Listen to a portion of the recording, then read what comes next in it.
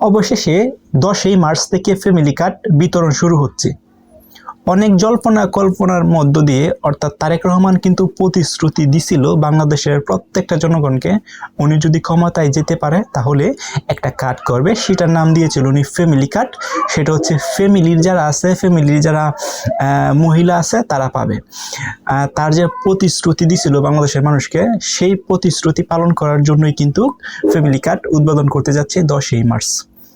এবং আপনারা তো জেনে থাকবেন এই যে ফ্যামিলি কার্ডটা আছে সেটা নিয়ে কিন্তু তারেক রহমান ক্ষমতা যে সময় ক্ষমতা পাওয়ার পরেই উনি হচ্ছে তাদের যে মন্ত্রিসভা গঠন করে, মন্ত্রিসভা গঠন করার পর মন্ত্রীদের সাথে প্রথমেই এই বিষয়টা নিয়ে আলোচনা করে ফ্যামিলি কার্ড কিভাবে প্রদান করা হবে।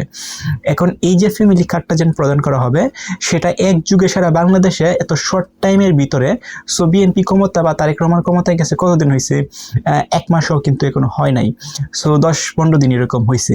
সো যেহেতু 10-15 দিন বা 20 দিনের মতন হয়েছে, এই শর্ট টাইমের ভিতরে সারা বাংলাদেশে সবাইকে ফ্যামিলি কার্ডের আওতায় আনা কিন্তু কখনোই সম্ভব না। তার এই প্রতিশ্রুতিতে তারা একটা মেগা প্রকল্প তৈরি করছে, যেটাকে পাইলট প্রকল্প বলতেছে। সেটা হচ্ছে সারা বাংলাদেশের মোট 14টা উপজেলার মধ্যে বা 14টা থানার মধ্যে এই ফ্যামিলি কার্ডটা পরীক্ষামূলকভাবে উদ্বোধন করবেন। এখন এই যে সারা বাংলাদেশের মধ্যে মাত্র 14টা যে উপজেলা আছে, এই 14টা উপজেলার মধ্যে যেন পরীক্ষামূলক ফ্যামিলি কার্ডটা বিতরণ করবে, প্রথমে বিতরণ করবে হচ্ছে বগুড়া। অর্থাৎ আগামী 10ই মার্চ তারেক রহমান নিজে ওইখানে যাবে, যাওয়ার পর বগুড়ায় যে থানাটা আছে সদর থানা, সেখানে যে ফ্যামিলি কার্ড আছে এই ফ্যামিলি কার্ডটা প্রদান করবে।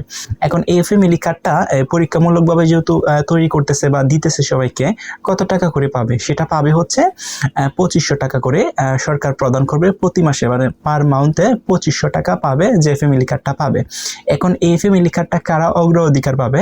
যারা হচ্ছে দরিদ্র এবং দরিদ্র আছে, হচ্ছে নিম্ন আয়ের মানুষ আছে, তারা বেশি অগ্রাধিকার পাবে এই ফ্যামিলি কার্ডটা পেতে।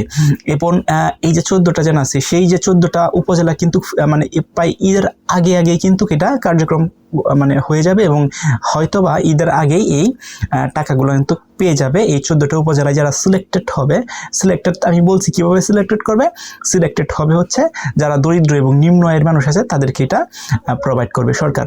এখন সরকার যেন এটা প্রোভাইড করবে, এই 2500 টাকা যেন দিবে পার মান্থ বা প্রতি মাসে, সেটা কিন্তু ঈদের আগেই পাওয়ার পসিবিলিটি আছে। এখন ফ্যামিলি কার্ড প্রদানের জন্য সরকার যেন একটা নীতিমালা আছে, সেটা কিভাবে মানে কি প্রসিডিউরে যাচ্ছে, সেটা হচ্ছে সরকারের আপনার 3টা বিষয় নিবে। একটা হচ্ছে 1 কপি রঙিন ছবি, একটা সচল বা অ্যাক্টিভ মোবাইল নাম্বার, এবং হচ্ছে আপনার এনআইডি কার্ডের তথ্য বা এনআইডি কার্ডের নাম্বারটা নিবে। নেওয়ার পর এটাও শোনা যাচ্ছে সরকার একটা সফটওয়্যার তৈরি করবে, অর্থাৎ ডাটাবেস তৈরি করবে। সেখানে হচ্ছে যারা ফ্যামিলি কার্ড মানে যে ফ্যামিলি কার্ডটা পাবে তাদের নাম এন্ট্রি করা থাকবে, যাতে খুব সহজে চিহ্নিত করা যায় কারা হচ্ছে ফ্যামিলি কার্ডটা পাচ্ছে। সো এই যে ওয়েব পোর্টালটা যেটা তৈরি করার কথা, সেটা কিন্তু এখন পর্যন্ত তৈরি হয় নাই। এখন যে সরকার এটা দিচ্ছে, সেটা হয়তোবা এখন পর্যায়ে কিন্তু এটা সফটওয়্যার মাধ্যমে হয়তো আবেদন করা যাবে না, এটা হয়তো ম্যানুয়ালি বা স্থানীয় যারা প্রতিনিধি আছে বিএনপি তাদের মাধ্যমে হয়তো এটা হবে। এই বিষয়ে কোনো ইনস্ট্রাকশন সরকার থেকে আসে নাই যে আবেদন করার জন্য কোনো ওয়েবসাইট লিঙ্ক বা ওয়েবসাইট পোর্টাল আছে কিনা, এই বিষয়ে কোনো কিছু তো এখন পর্যন্ত জানানো হয় নাই। তার মানে হচ্ছে নেতাকর্মীর মাধ্যমে বা স্থানীয় নেতাকর্মীর মাধ্যমে হচ্ছে এটা প্রোভাইড করা হবে। এবং ঈদের পরে হয়তো আরো কিছুদিন পর হয়তো সারা বাংলাদেশের এটা কার্যক্রম ওয়াইডলি ভাবে চালু হবে এবং সবাই সেটা হয়তো আবেদন করতে হবে, এবং যাচাই বাছাই করার পর এই টাকাটা কিন্তু সবাই পাবে।